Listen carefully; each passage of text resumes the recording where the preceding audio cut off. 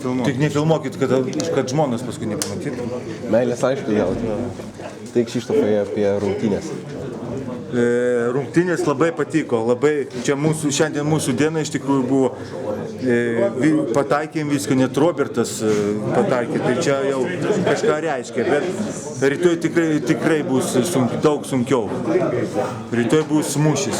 O šios rungtynės atrodo buvo lengvesnės negu ketvirtfinalio.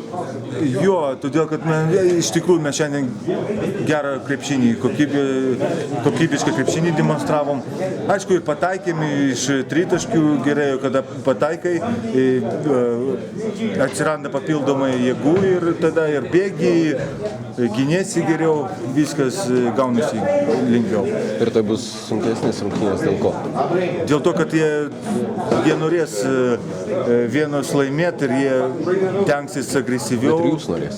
Ir mes norėsim, be abejo, todėl aš sakau, kad negalima atsipalaiduoti, todėl kad, aišku, būsim ir fiziškai jau pavargę biškį, bet svarbiausia, kad galvoj susikoncentruoti ir netikėti, kad bus lengvai rytoj, o laukti labai sunkią kovą.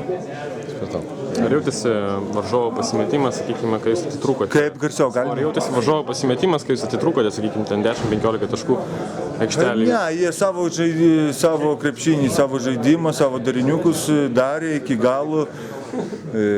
Matėsi, kad jie norėjo laimėti ir paprasčiausiai mes šiandien buvom geresni. Ačiū.